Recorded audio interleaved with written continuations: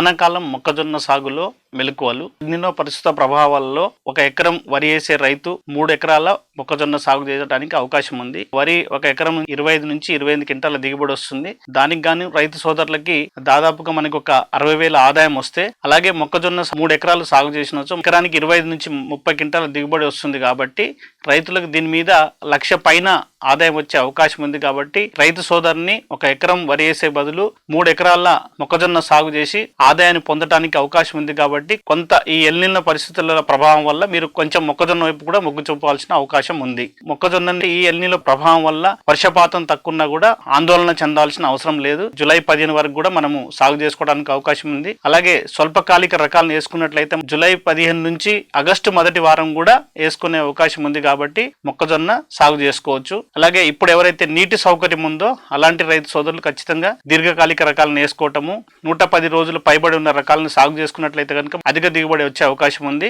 అలాగే జూలై మొదటి వారం వరకు కూడా మనము మధ్యకాలిక రకాలను కూడా సాగు చేసుకున్నట్లయితే 100 నుంచి 105 రోజుల వరకు కాలపరిమితి ఉన్న రకాలను ఎంచుకుంటే కనుక మనకి అధిక దిగుబడి వచ్చే అవకాశం ఉంది. కాబట్టి ఖచ్చితంగా రైతు సోదరులు వాతావరణ పరిస్థితులను బట్టి సాగు చేసుకున్నట్లయితే మంచి దిగుబడి వచ్చే అవకాశం ఉంది. కరీంనగర్ అట్లాగే ఖమ్మం జిల్లాలో ఈ మధ్య కాలంలో పూతానంతరం కాండు తెగులు అనేది సమస్యగా కనబడతా ఉంది. అలాంటి ప్రాంతాల్లో మనం ఏదైతే ప్రైవేట్ సెక్టర్ హైబ్రిడ్ తీసుకుంటామో ఖచ్చితంగా అది తెగుల్ని తట్టుకుంటుందా లేదని తెలుసుకొని చేసుకోవడం ప్రధానము. హైబ్రిడ్ల పర్ఫార్మెన్స్ అనేది ఈ వాతావరణ పరిస్థితులను బట్టి ఉంటుంది. కాబట్టి ఖచ్చితంగా రైతు సోదరులు ఒక 5 ఎకరాలు వేసే రైతు ఖచ్చితంగా 2 నుంచి 3 రకాల హైబ్రిడ్లు వేసుకోవటము. అలాగే మన ప్రొఫెసర్ జయశంకర్ తెలంగాణ విశ్వవిద్యాలయం నుంచి కూడా ఒక 4 రకాల హైబ్రిడ్లు అందుబాటులో ఉన్నాయి.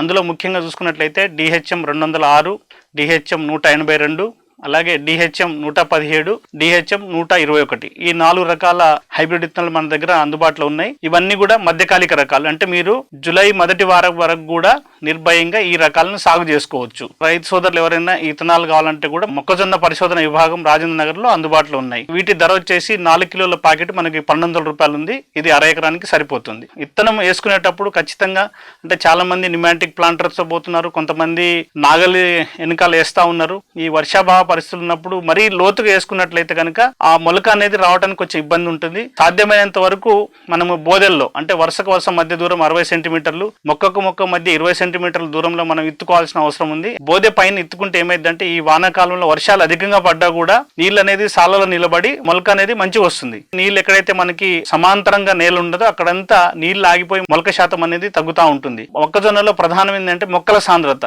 ఖచ్చితంగా 60 x 20 సెంటీమీటర్ల వేసుకున్నట్లయితే మనకి 33,300 మొక్కలు వస్తాయి. అనుకున్న దిగుబడి 30 నుంచి 35 క్వింటాల వరకు కూడా వచ్చే అవకాశం ఉంటుంది. మొక్కజొన్న 2 రోజులు నీళ్ళల్లో ఉన్నా కూడా తొందరగా చనిపోయే అవకాశం ఉంటుంది. కాబట్టి ఖచ్చితంగా ఇది చూసుకోవాల్సిన అవసరం ఉంది. ఈ వానాకాలం కలుపు సమస్య అనేది ప్రధానంగా కనిపిస్తూ ఉంటుంది. కలుపు సమస్యకి ఏంటంటే ఇత్తిన 48 గంటల లోపు తేమ ఉన్నప్పుడు కనుక మనం ఖచ్చితంగా 800 నుంచి 1000 గ్రాముల అట్రజిన్ అనే కలుపు మందుని 200 లీటర్ నీటిలో కలిపి కనుక మనము పిచికారి చేసుకున్నట్లయితే తొలి దశలో వచ్చే కలుపుని మనము సమర్థవంతంగా నివారించుకోవడానికి అవకాశం ఉంటుంది. మన ప్రాంతానికి అనుగుణమైన హైబ్రిడ్ ఎంచుకోవటం, అది ప్రభుత్వ సంస్థలదైనా ప్రైవేట్ సంస్థలదైనా ఎంచుకోవటము, అలాగే మొక్కల సాంద్రత కరెక్ట్ గా ఉండేటట్టు చూసుకోవటము, తొలి దశలో వచ్చే కలుపుని కనుక మనం నివారించుకున్నట్లయితే ఈ వర్షాభావ పరిస్థితుల్లో కూడా మనము మొక్కజొన్నను సాగు చేసి అధిక దిగుబడి చేసుకోవడానికి అవకాశం ఉంది.